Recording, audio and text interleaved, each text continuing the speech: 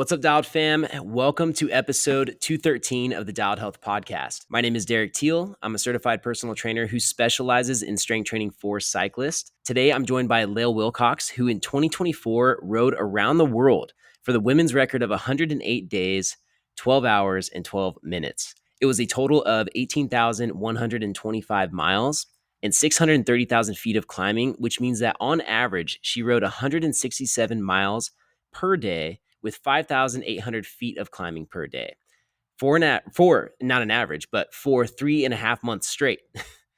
If that's hard to wrap your mind around, I'll break down the training stress score since I have the privilege of looking at her training peaks.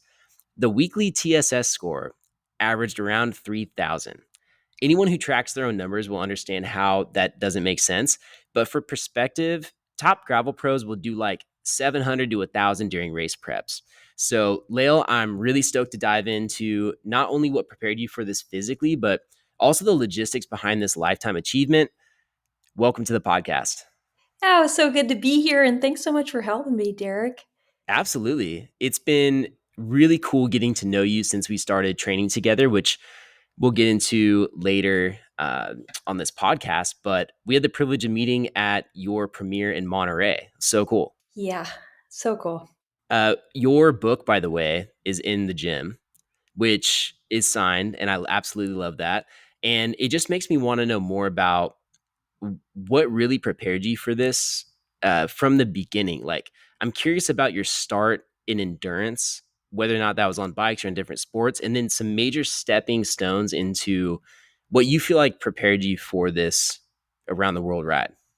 Yeah, so my start in endurance sports, I was a runner. And then actually, I transitioned to the bike because I got an Achilles injury. Classic. Have two things that happened. Like one was the injury because running was really my passion. I just loved it.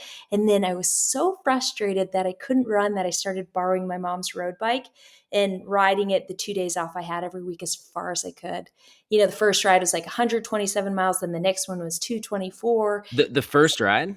Yeah, the first long ride. But so that was like one thing was this, and then by 2 months later, I was doing my first race, which was a 400-mile road race. That was a qualifier for a race across America, and I didn't even know What? if I could finish it. I was on my mom's bike, and you had to have support. Which is something I'd never had. So my friend was like, "Oh, I'll drive my Jeep behind you," and then we had to figure out like I didn't know how to even grab a bottle or, Yeah. what I was gonna eat out there or anything like that. Um, and I think during the race, I found out there was a time cutoff of like 32 hours. So I was like, I don't even know if I can finish this thing. But I just kept riding, Yeah. and then by the end, I was like picking it up, riding faster, and I finished in like 27 hours, and I was like, oh, that wasn't so bad. Are you serious? Yeah. I mean, I think I was just really hungry, but I was like, "Oh, that wasn't so bad." And so then I think that's when I realized like, "Oh, I this is actually something I'm good at." Because you would never know. I mean, you really wouldn't know something like that until you do it. So I was Yeah. lucky that I just dropped into it like that.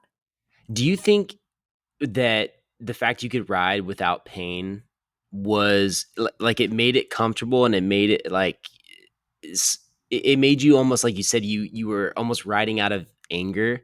So were you running in pain and then when you rode you weren't in pain and you realize, oh, this Yeah, is where I can make up my maybe. volume, or this is where I can really just put out the effort and not feel like I have this limiter. Right, because I think even when I was already, like, injured, I kept running, and then because I was like, "This is what I do, this is what I wanna do," and it was just like I needed to take a break. Hmm. Uh, and then my break ended up just riding way, way more. But then I guess I also learned, like, riding is way more sustainable on your body. Like, you Yeah. can absolutely trash yourself, and then a week later, you're like, "Oh, I'm fine." It's crazy. Yeah. So that's been good. Yeah, I mean, it was okay, so I had this thing where it was, like, athletically, that's how I transitioned, but the other piece to it was right out of college, I started traveling by bike, and Mm. I thought it'd be just one trip, like, riding down the East Coast from Montreal to Key West, Florida. And then I got a job. I was out of money, so then I got a job as like a pedicab driver and worked in a restaurant for a couple months, and then saved money to keep going across the South and then up the West Coast, uh, and that was like, oh gosh, 2008. Wow. So then I got into this pattern of working half the year, saving all my money. I didn't even have a cell phone. I had like nothing. I'd get like a cheap place to live, get two jobs, save all my money, and then go on the road for the other 6 months just biking. And Wow. I didn't even like biking. I just did it because Really? it was an easier way to carry gear and actually make distance and see the world. I liked being outside, I liked moving, but the bike itself, I was like, ugh, I wish it was another way. And I did that for like 7 years.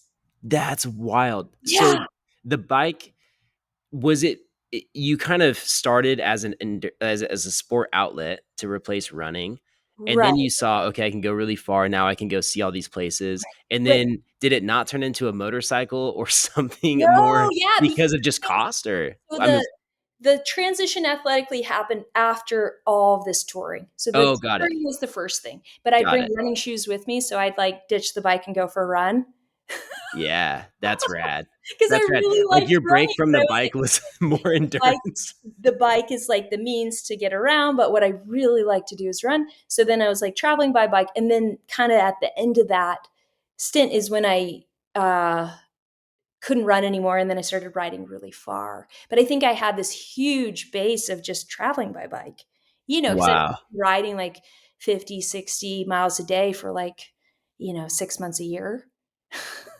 Fully loaded, Yeah. and I was like living in a tent, wearing the same t-shirt for like 6-month trips, like a total hobo. But building the most insane base of Yeah, endurance, yeah. it, And also, like, for bike packing, it's like I knew how to live on the bike. Like, I yeah, knew exactly what I needed, I knew how to find food, I knew, like, how everything kinda worked for me. So then I do this road race, which went great, and then yeah, I was like, "Okay, I'm gonna go back to touring," and then went on, like, a 10-month bike trip, which started in Europe and then South Africa and then the Middle East. And this was 2015. And at the end of the trip, I realized I was still going to be in Israel when this like 850-mile mountain bike race was happening. And I was like, oh, maybe I'll try the race. And I thought, like, if this goes well, then I'll race the Tour Divide, which is the race from Canada to Mexico. yeah. So I show up at this race in Israel, like with this really clapped out bike and a cotton t-shirt and running shoes. And, my stuff is all junky. And I was the only woman. And these guys are like, who is this? Because they were all like really serious, and in Yeah. kids with really fancy bikes. But then I just smoked them. Oh, I I love actually that. knew what I was doing. It's like I knew how to travel on the bike. I knew how to eat and take care of myself, and I had this like incredible base. So then I was like, oh, that went great. I'm gonna fly home, get myself a nice bike, ride down from Alaska through Canada to Banff, and then take a week off and then race the Tour Divide. And that's what I did. And That, yeah, God, it went kind of crazy. And that's also when I learned that I have like pretty serious breathing problems. Like in the do you first, think that's always been there? Do you think that was, yeah, I think I've got always it? had, like pretty Yeah. bad asthma, but I didn't know about it. Because like otherwise, if stuff's short enough, you just breathe really hard and cough a lot, and it's Mhm. fine. But then for me, it's like past the 24-hour mark, it can just be like a physical block, like just Mhm. so much gunk that I can't breathe. The So first time I heard about that was when we started training together and you were prepping for Iditarod. yeah, And I know that that was a big thing that stopped you from doing the full distance right, and kind of last minute. And right. then you had spoke about it in the Lael Rides Around the World doc, which is now live. Go and watch it on YouTube. And yeah, you almost couldn't imagine a like a barrier like that for someone who does what you do. But Totally. I also see it as even more inspiring than if you were, you know, perfectly healthy or not. You didn't have some boundary like that, or I don't know if boundary is not the right word. You're the definition of no limits or no boundaries, but like just something to consider that. Well, sometimes now I think about it, I'm like, I have probably the worst thing for my sport.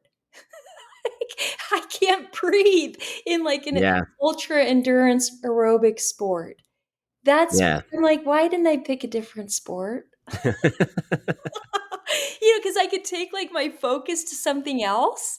But Yeah. the other thing is like the other pieces of it I love so much, all I get to see, all the beauty of it, being Mhm. out there so long, like the rest of it, I'm pretty built for. It's just the breathing. And Yeah. it's like I didn't really know what it was for so long because I didn't have healthcare, so I didn't get any help. Yeah. And now it's like, okay, I have pretty bad asthma, I have a vocal cord dysfunction, and also learned I have acid reflux. So like every single thing kind of in this chain is like bad. Well, But acid reflux is tough too when you're trying to be caffeinated and you're drinking oh yeah. sugar and soda and all these things that you ultimately you need to do these Right. insane feats. Right. Oh, I know. It's like half of it's like an eating competition. Yeah. It's just like Yeah. nonstop. That's what Cam Jones, who just won Unbound, was talking about. He's like, I'm telling you, it's an eating contest. It And he is took in 195 grams of carbs per hour. And so crazy. obviously, it's like way more compact as far as the intensity of the effort. Yours Right. was spread out for so long. So I imagine when it comes to the food on the bike, it just becomes you having to eat more real food throughout the day and just ultimately consuming an insane amount of calories and making sure your gut Right. feels good.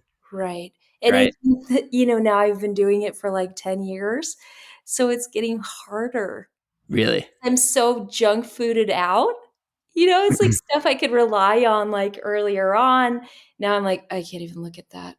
But then, Yeah. I still have to eat it. Yeah. Totally. So But then, yeah, I'm like, now I'm looking at like because I'm going back out for the Tour Divide next week. And I'm like, okay, I got to do a little bit better, than just buying all my food from the gas station. I'm like, okay, maybe I can get like just like bean and cheese and rice burritos to go and just eat yeah, that. you're a perfect candidate for those scratch lab like rice bar type Those are things. so good. Like Yeah, sushi rice, peanut butter and jelly. I totally. have the cookbook to that. It's amazing. Totally, but the problem is there's only so much you can bring from the start. Initially, yeah, that's true. And 'Cause you're gonna be out there for, like, I don't know, hopefully my fastest time is 15 and a half days. Hopefully, I do it faster than that this time. That's how many that's times have you the done the goal. Tour Divide? This will be the 6th. Dang. I know, but I'm like, I just keep going back because I wanna have, like, a fast time that I'm happy with, and What that's time is the one that I to you? set from 10 years ago. Uh, I wanna go under 15 for sure. Under 15. Yeah, yeah, and then if So I can do better than that, that'd be great. Yeah, that is upcoming, and it's insane because you just raced Unbound XL. I know. Prior to that, you had your insane travel around the world. Yeah, to Talk show the about film. riding around the world. And then prior to that was Iditarod. And so you've continued on this. Now, I do before I forget about this, I gotta ask, what would the Lael Wilcox gas station stop be? Like, let's just Oh, say I you're mean, halfway through a 12-hour day and you hit the gas station. What are you walking out with? gosh, it always changes, but usually I just like, in the past, I've always just gone with whatever looks good, I just grab. Mm. Like, the first tour divide, I think I mostly ate Fritos and, like, string cheese. Nice. And then after that, I was like, "I never eat another Frito again." And then Yeah. yeah, right, I still eat 'em. But I think the main thing is, you get kinda sugared out. Yeah. Because everything's sweet. So then you try to find like something that resembles real food. So if that's like cheese or, gosh, some gas stations have pizza. That's great. Also, because the other thing is I have to pack and then food will be old and cold, Mhm. like 5 hours later. So I'm like, okay, what could taste okay when it's old? Pizza's. Pizza's yeah, that's a good one. I Because used to drink a lot of milk, uh, yeah. but then I'm not supposed to do that because the asthma, because it Oh, really? adds inflammation. I used Interesting. to just take, like, pints of ice cream Mhm. and then let them melt and then just drink them. Wow, dose of calories right there. Yeah, Oh 'cause my gosh, you could sometimes I just have, drink like, 1,200 calories. 1,000. Yeah, Yeah. and then I feel great. Dang. But maybe some of the gas stations will have, like, dairy-free, uh, ice cream. Maybe. I don't know. All this stuff is definitely getting better. I try to Yeah. have some of those, like, like a naked green juice. I drink that. Mhm. Uh, what else? And then just kind of I think I'm gonna try to eat more.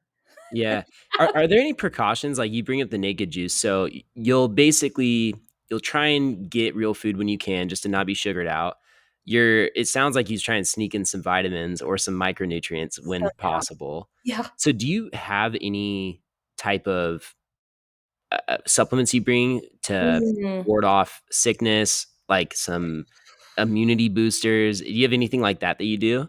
I mean, that's a good idea. If I go to, like, a regular grocery store, they usually have those little immunity shots. Yeah. Ginger, I take those. Those are kinda good because they kinda give you a little kick too. Yeah, like, you'll grab those while you're out on the big bikes when you can, just to sneak it in. Yeah, Cool. exactly. Yeah, and then, I use Gnarly Nutrition, so they have, like, a little green mix, so sometimes I used to do, like they have, like, a vegan protein, and I do vegan protein and the greens together. Nice. I think I have to do them separately now because I just overdid it. Well, it's funny, I feel like so many cyclists, runners the same way. Whatever that first bar was or the first Oh, gel that they can't just do it anymore. had over and over for the first couple years, like, they can't do it anymore. I So, feel like I y cycle through and I come back to everything though. Like first yeah. Divide, I had a ton of Cliff Bars, and I was like, "Oh, no more Cliff Bars." And now I'm like, Cliff Bars fine." Yeah. It like becomes, and it's so crazy. You realize how hungry you are by how good something tastes Mhm. when you're like having like a gel and you're like, "Oh my god, this is like incredible pudding." Yeah, I've noticed that if I'm in a prolonged calorie deficit and you eat like an apple and you're like, Oh, "Oh my feel like this is gosh, the this best tastes thing. like a dessert," you know? But then when you're looser with your food and not as intentional or whatever it may be, it tastes like It's an a apple. It tastes snack. like a healthy snack, you know? Yeah. It's crazy. Yeah, totally. Or you get uh, like a buzz from a burger. Yeah, oh gosh. You eat like a burger and I mean, this is actually what happens to me at the end of these races is like my brain is totally dependent on food. Mm, Like at yeah. during the recovery period where I'm exhausted and then I eat a really nice meal and then I'm like buzzing. Mhm. And then like 20 minutes later I'm dead again. Yeah. Yeah, the recovery is really, really interesting because, as Really. I mentioned, you're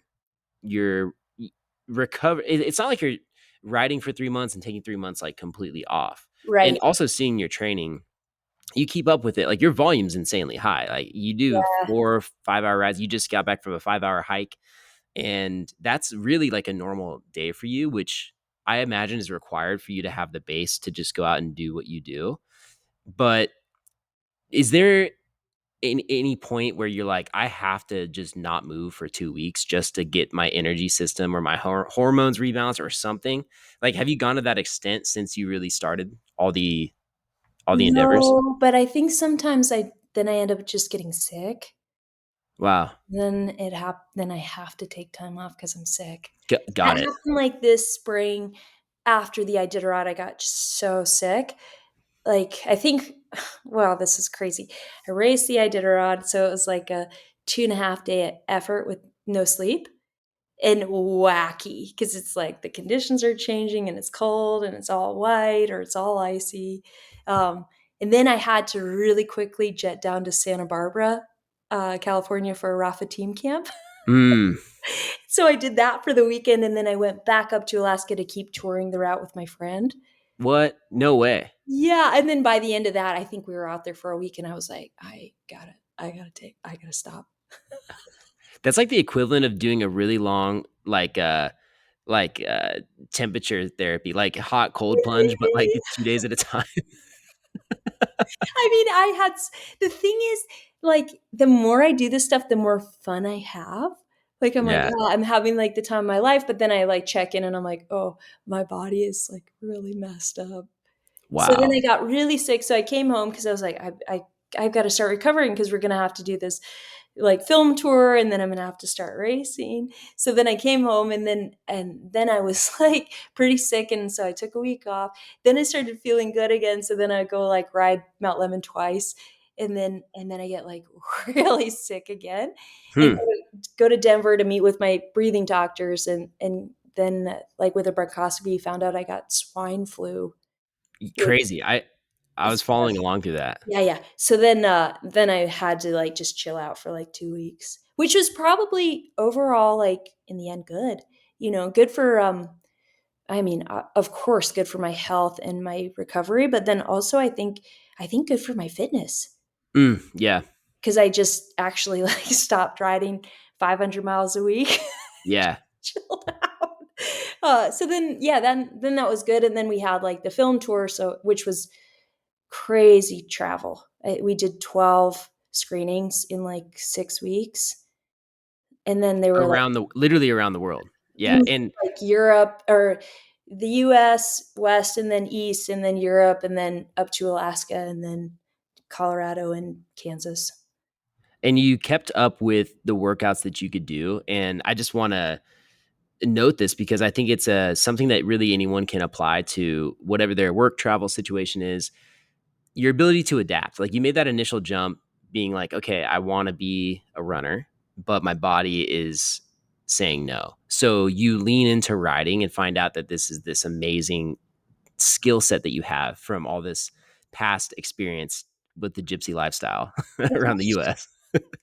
And so that's a huge marker of your ability to not focus on what you can't do, but just focus on what you can do. And then you look at the film tour. I'm sure after all of the sickness and all that stuff, you probably want to relax a little bit and maybe get back in a more normal flow of training. But you're like, okay, I'm traveling even more than normal. And now I only have access to dumbbells or bodyweight workouts, or now I'm going to lace up the shoes and run Yeah. more during this trip, which I saw a lot of. And I just got to applaud you for that because I think you're applying one of the most important principles of consistency under some pretty crazy circumstances. Well, I think also it's, like, a huge component of my mental health. Yeah. Especially because, like, so much of the writing time or workout time is, like, organizing for my brain.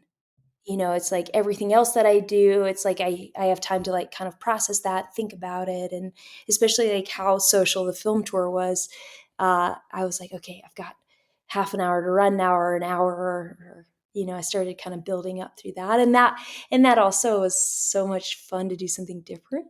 And then the workouts is like I got to do a workout in Monterey, and then I think in New York City, and then in Amsterdam or the Netherlands. And I was just like, whenever I can fit stuff in, I'm so happy. I'm Mhm. like just pumped. And then also, I think for my mobility, like that much time traveling, Yeah. that's not good. It's not good mentally, and I think mobility wise, it's not great either. So Oh, no, you gotta stretch after that airport time. You yeah, should see me at an airport. It's my I don't legs swell no up. shame. I am putting on a full stretch clinic, like, in the, Yeah. um, terminal. Or even to just, like, pop out from there and go for a run for, like, half an hour, I'm like, "Oh, Mhm. that's so good for my legs just to move 'em." Yeah. Yeah, so I try to fit it in, but I think it's as much training as it is, like, just mental health. I think those things are just so tied for me, but that's probably good. I mean, lucky that I get to do it for a job. Absolutely, and I think they're tied for everyone, and the fact that you're aware of it is, like, a huge superpower because it doesn't take discipline to work out. It takes more discipline to not, almost, in a sense. It's, like, more frustrating to not because you know how important it is and how good it feels. Right. And I am curious about the logistics. Speaking of some of this travel, it seems like I don't want to say it's the hardest part because with your physical feat, it was for sure the hardest part. But in 108 days going around the world by bike, you have all these maps you have to and routes you have to keep updated. You're probably making changes on the fly. you have to make sure you save the files and upload everything Right. timely, keep it organized because you're going for the world record. Right. There's all these layers to keeping that organized and actually working. So, how much logistical prep did this take before you actually left? And what did the team like that look like? The crazy thing is I didn't do much. What? Yeah. The crazy What? okay, so the first thing I knew, I was like, "Okay, I've gotta have, like, a good route," and that's, like, essential. First of all, I need to make sure I hit the mileage and, like, hit the places. So then that was, like, the first priority, but I outsourced it. I asked my friends in Europe to make the route across there, and a friend in New Zealand offered to route that part. In the US, I used Adventure Cycling Association routes, and then Alaska and Canada was easy, and then Australia, the week of starting, I still didn't have a good route, so I asked a friend, Mitch Docker, I was like, "Hey, what do you think?" And he's like, "Oh, yeah, I got you," and he made, like, a 5,000-mile route in Australia in, like, 2 days. Wow. And then I was Wow. like, and then I'm just, like, adding up the distances, like, "Is this gonna work? Is this gonna work? Okay, we're good. I think we got it." And then the thing that was cool was, like, probably the trickiest routing is through cities. Mhm. Because they're so big and it's hard to figure out bike infrastructure or what's safe or where to go. But then because, like, I didn't have to have a lockdown route, I just my thing was for this whole ride, I was, like, inviting people just to come for any part. Mhm. And then they're most likely gonna come in the cities, because that's where people live. So then, if a local showed up and they knew a good way to go, I'd be like, "Okay, let's do it." That's rad. And That's then I rad. get to see, like, their commuting route or, whatever they like to do, and then usually it was safer, more fun. Yeah. I just have this visual of you riding with, like, a compass on your head unit, and you're like, "As long as it says east, Yeah! we're I mean, good." I was like, "Okay," 'cause, most of the races I do are, like, the route's very specific, so I really have to follow it. This ride, it was so liberating that, like, I could change the route, I could ride with people could bring me food if they wanted to, I could sleep at somebody's house, like, there were no kind of rules, it could be as supported as you want it to be. Where, like, fully I could have had, like, a van following me, like, passing me bottles, feeding me all this stuff, but first of all, that's expensive and complicated, and For I was like, sure. "Yeah, let's just go for it." And then I thought mentally, I was like, "Okay, I trust my friends that made this route," and then all I would focus on really were the days. I was like, "Okay, today I've gotta find a place to sleep, I've gotta find food along the way, and I know I wanna hit about 170, 180 miles." And then the only time that I would kinda change that was if I was, like, coming up to the end of a continent and I had to buy a plane ticket. Mm. And I'd be like, "Okay, I've gotta guess when I think I'm gonna get there." Yeah, because you don't wanna just hang out at the airport for a Yeah. day. Right, right. You For don't want it sure. to be, like, too tight, but you also don't wanna waste time. Did you do anything like this while riding? Like, was there some type of complicated decision you had to make One of while the out on the bike? when I was flying from Australia to New Zealand, like, checking in, they were like, "Oh, well, you have to have a flight out of New Zealand. We won't let you in the country otherwise." So then, like, standing in line there, I had to, like, buy another ticket. And just so then in your head, you're like, "Well, I guess if I have to switch this, I can," but Yeah, exactly, but I was like, yeah. I think I would always just take the distance and then divide it by 170 and be like, "Okay, 5 days or 6 days," or whatever, and then just, like, That's look for a awesome. ticket that was on that day and be like, "Okay, I think that's gonna work." Do you think that loose, approach is the most effective thing with ultra endurance? No, but I think it helps. Like, I think because I think people the opposite is just getting too stressed Y about Oh, everything yeah. being perfect and organized because then, like, especially in the self-supported stuff, it never is because I know going into an event, something will go really wrong, but I have Mhm. no idea what it is. Whether it's gonna be physical or mechanical or a navigation problem, like, because you can't bring enough stuff for all the things that'll break or, you don't know what's going to happen. So I just know going in, something's going to go wrong. I don't know what it is, and I'm just going to have like the mental reserves to deal with it and move on from the mistakes. Hmm. Like some grace of like, okay, it happened. We're here now. What can I do now to like do my best? So I think that Yeah. stuff does help. But as far as like setting a record, no. I mean, I think being more organized probably would have been better, but I didn't have time. And this is like always the problem is I then recently really like overextend myself in like outreach work and then do nothing for my own racing. Mm. Hmm. So then by the time like it's race time, I'm just like, well, I guess we'll just see what happens. Yeah. Whereas like I really should be like doing everything for that, but then I get like so wrapped up in like something else where I'm like, oh, these women's rallies are really cool, or I should help out with this kids camp or whatever, and then the race pops up, and I'm like, well, it's race time. I just have to do it and figure it out. But I mean, I love everything I get to do, but as far Right. as like best results, probably not. But at least I'm happy, and at least I'm Oh, enjoying it. Because, like, even Unbound this past week, I was just mentally not um, awake. I was so fried from all the travel and all the things we've been doing that, like, I was getting sleepy. yeah. You wrote a great Instagram caption kind of describing that.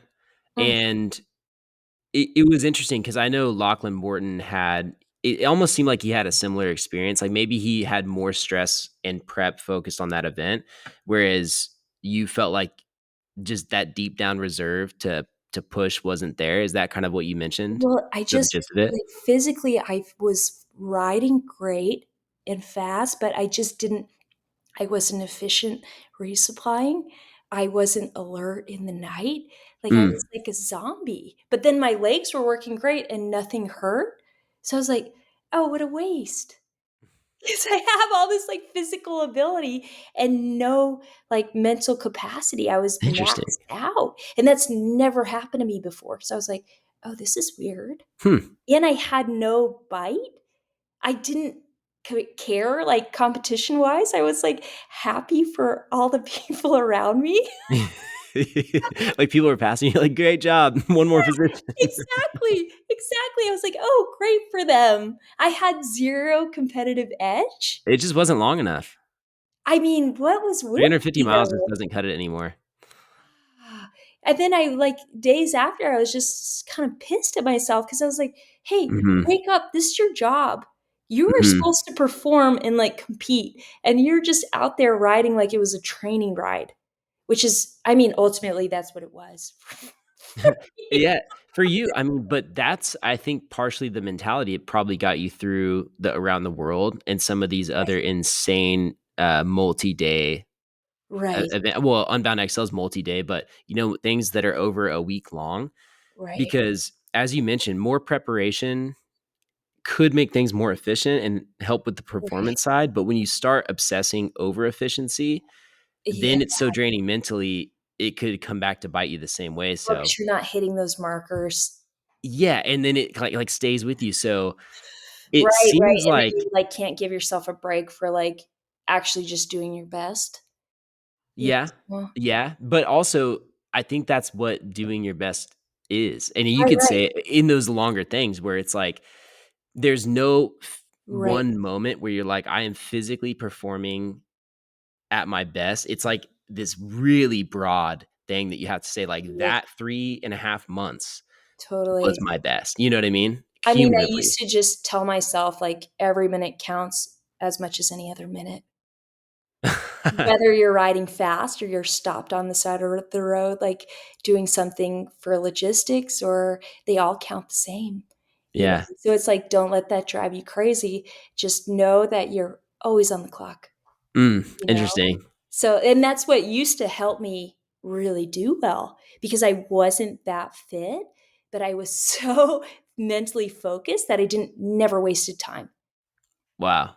Yeah, I didn't the first time I raced a Tour Divide, I'd never showered. I never slept inside because I was like, "Oh, that's a waste of time." So It was so crazy, you know? So has that changed Yeah, it's changed. because you realize like it's just actually not as effective to do it that way? Right, right, right.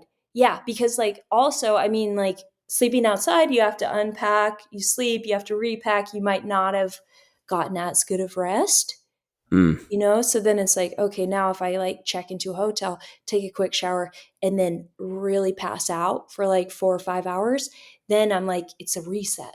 And then mhm. I ride faster, instead of like dragging myself through the next day, I'm like, it's fresh. Wow. So it's changed. Like now sometimes it depends on the timing of the race, but like now sometimes I prioritize that.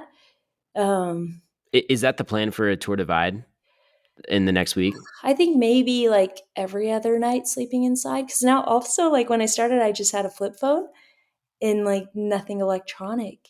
Mhm. And now I have electronic shifting and I have a smartphone and a GPS that I have, Wahoo that I have to charge. So then I'm like, okay, I do need to like get to like a power source. Plus, Mhm. I think the other pieces are good too, like a hard sleep Mhm. and a shower, and then charging all my stuff, and then I'm ready to go. So Is it worth it to almost sleep every night and then not have to bring the outdoor sleep stuff too? you can't like, then you're kind of tethered to towns. Oh, that And could hold back your distance. Got it. sometimes, yeah, exactly. So then it's Yeah. like you don't want to stop at like 150 miles in. You want to push to 200, but there's nothing out there. Yeah. That makes So sense. then it's like, and then one year I did it without a sleeping bag. So what'd you use? Just a jacket I basically every needed night? like down pants and a vest, Yeah. and I froze.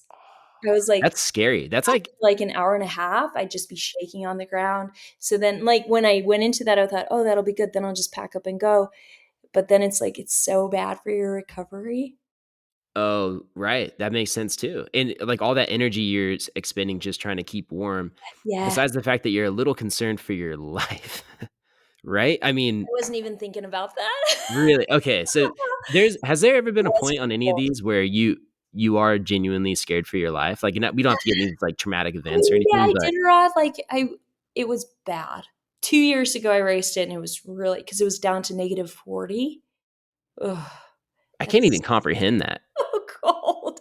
It is so cold. I'd never been in it before either, but, like, the feeling of it is you're wearing, like, all this clothing, but it feels like you're naked because the wind is still just That's hitting your insane. body, and, like, oh, yeah, and, like, it almost feels like electric shock, like, on your nose if the wind hits your Really? nose, so you try to cover everything because like, you're really at risk for frostbite, but, Yeah. I didn't feel like I was gonna die, but I guess it just is like you're really exposed. So having like, skin like serious skin damage is a real thing. And then I Yeah. was just like so sick, coughing. But I knew like that race is based on checkpoints. So then I'd get to a checkpoint, which was usually either like a wall tent or a building. And then I would just wait, recover until I could move again. Mhm. So I was like, but that's such a for me, for someone who hates to stop, Yeah. ah, so frustrating. I was just like, God, I don't want to be here right now. I want to be moving, but like it's too Yeah. risky to be out there, so I couldn't.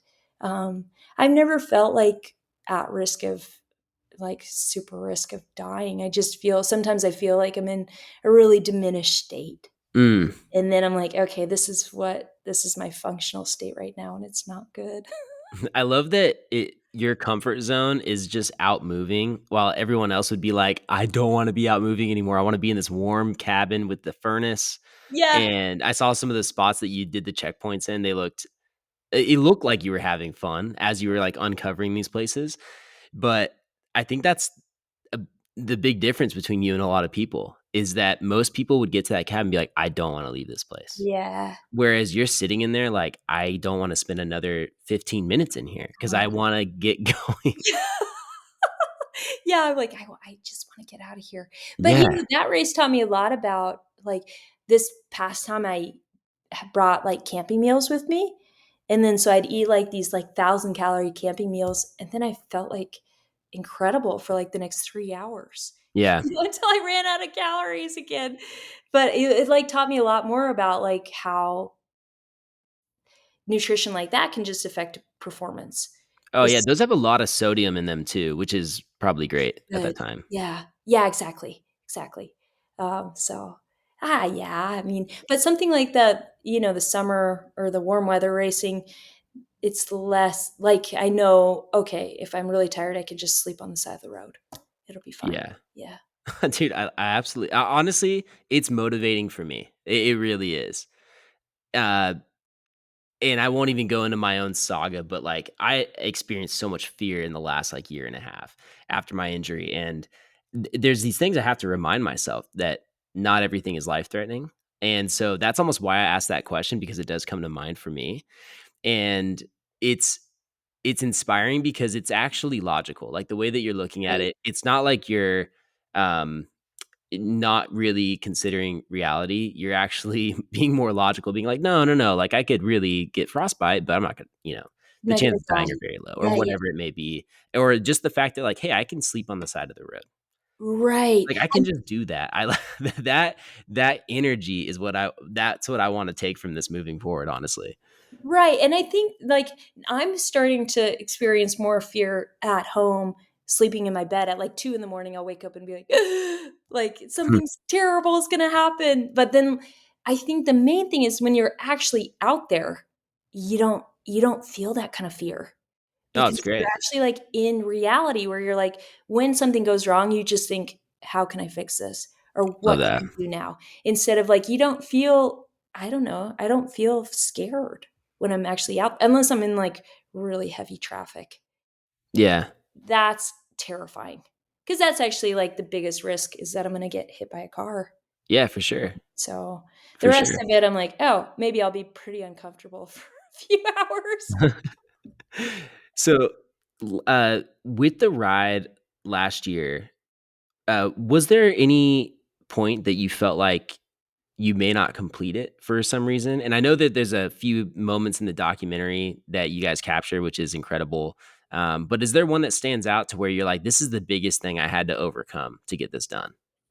Not really, but I think I always had this pressing feeling of something going catastrophically wrong, like Hmm. getting hit by a car or something on that level, like a massive injury or something where, like, I couldn't continue, and I think the main thing for me was, like, accepting if that happened, I had to be okay with it, and, like, just, like, be grateful for the time I'd had up to that point and, like but it was so kind of Mm, stressful to think yeah. like that, to think, "I've put all this work in, and day 107, it could be over, and then it doesn't count."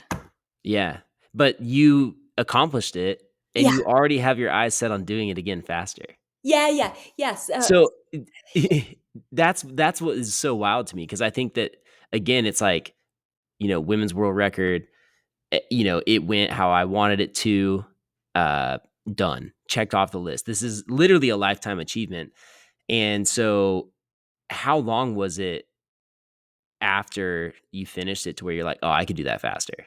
well, I think it was really my wife Rue put this together, this beautiful film, and I think it was, like, the 3rd time I watched it where I was like, "God, I've really stopped a lot." Because it's, like, the movie, I'm, like, stopping and talking with people and, like, over and over, and I was like, I mean, that was really fun, and I'm really glad we got to do it that way. It was, like, this kind of global tour of cycling, the Yeah, celebration where it's, like, people were there, and it was fun, and it was just, like, this party, but I'm like, as far as athletics, like, I could definitely go faster. interesting. Yeah, but Yeah.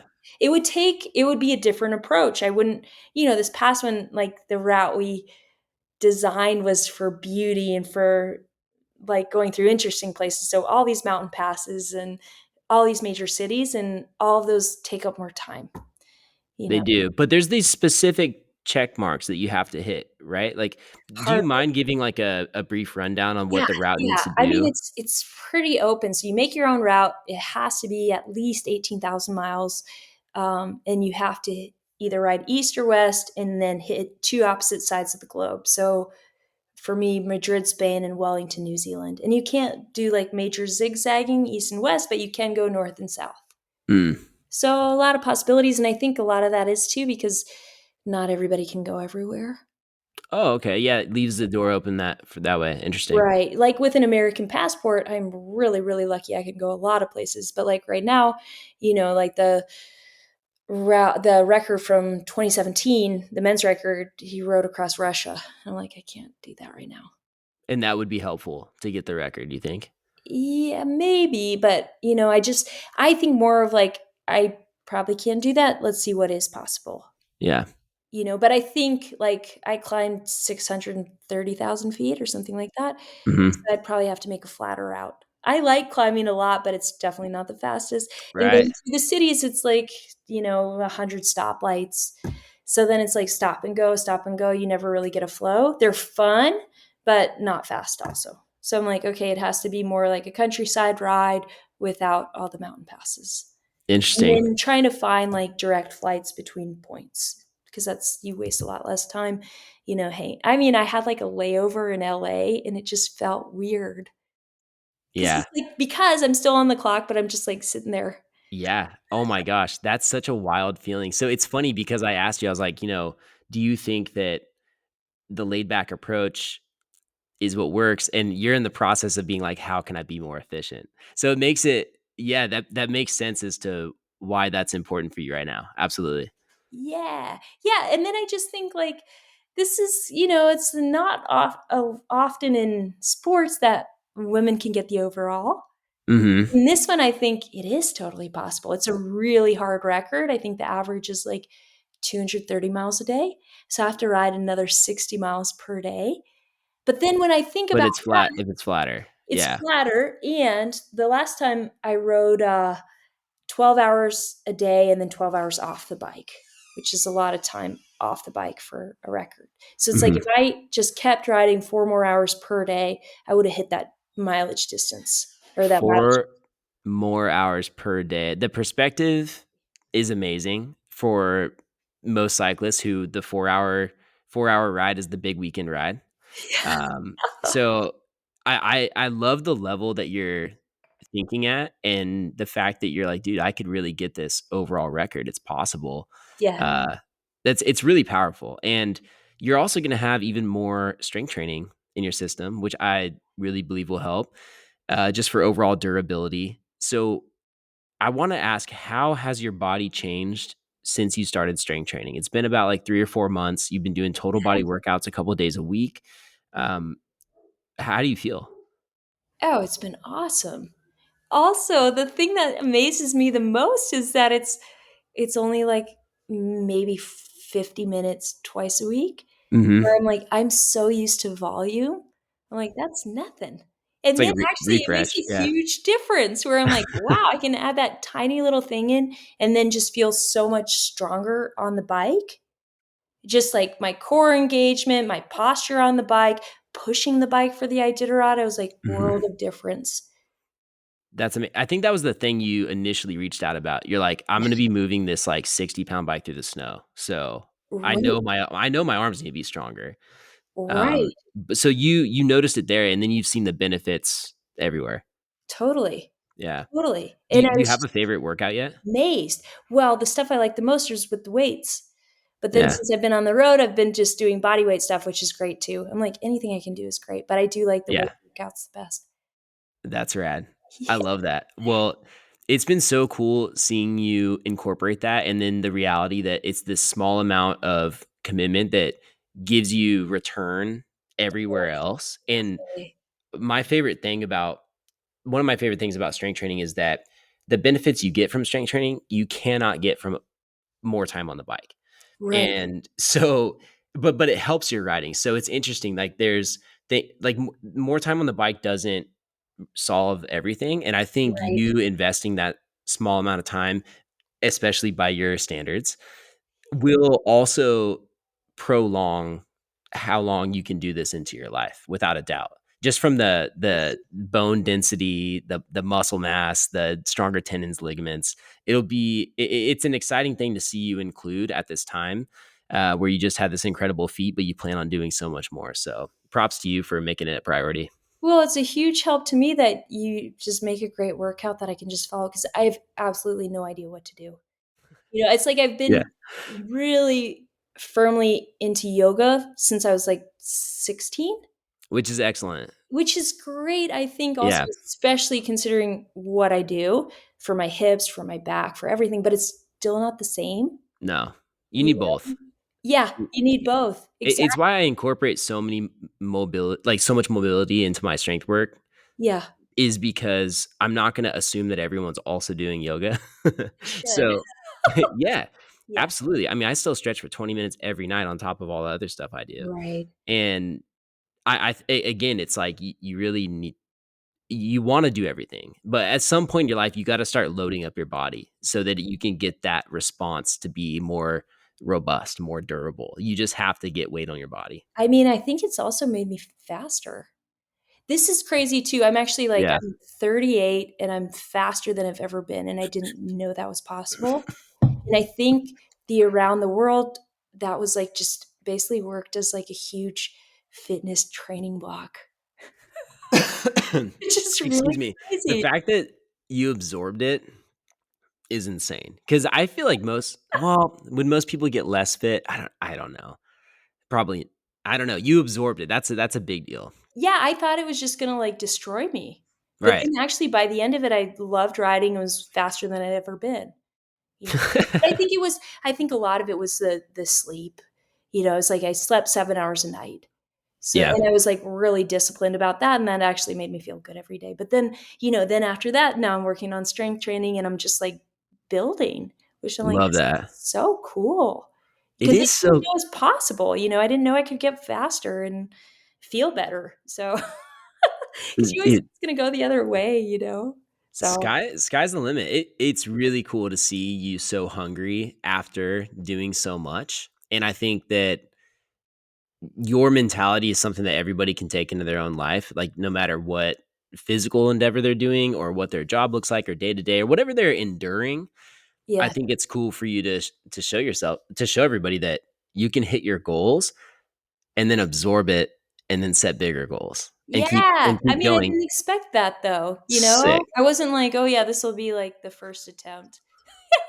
In the Yeah. middle of it, I was like, it took me 28 days to ride across Australia. I was like, "I'm never gonna get out of here."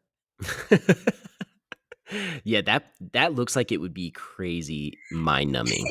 It was.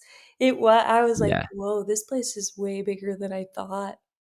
The outback, No big. people. Yeah.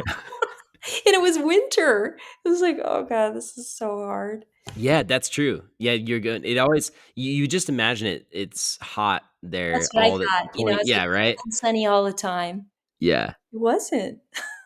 So you have Tour Divide. Yeah, You've already talked about the fact that you're coming for the overall on the around the world record. yeah, That's in next year. 2026, 2027, 2026. Do you have a month you're gonna start? May. Yeah, Perfect. That's when you started this last one in yeah. 2024. Yeah, and then the timing's good because well, in the Northern Hemisphere, it's the longest days. Ah, It's like the thing is it's so yeah. much easier to ride when it's light out, you just don't get tired. It's You fine. don't get tired. We should reestablish that here. I Yeah. don't know, because then, like, and riding in the dark, it's just, ugh, you don't get to see anything, and it's just the time goes slower, and so, yeah, I try to Mhm. prioritize that, but then Australia and New Zealand will always be kinda winter then. Love it. That's so amazing. Well, Lael, thanks for diving into all the details. It's been really fun to ask you these questions, and I think we did a pretty good job keeping it on track and going off in these directions and finding out how much you love Fritos and cheese at gas stations. So everyone can go and watch Lael Rides Around the World on I believe it's on the SRAM YouTube channel. Exactly. So Mhm. I'll make sure that link is in the description. And where can people go and follow you? Oh, mostly on my Instagram, Lael Perfect. Wilcox, and then my wife made me a nice website. There's some stuff there too. Good. Okay. Yeah. I'll make sure that's in the description for everyone as well. And look forward to helping you prep for all these upcoming endeavors. Awesome. Thanks so much. Thanks for coming on.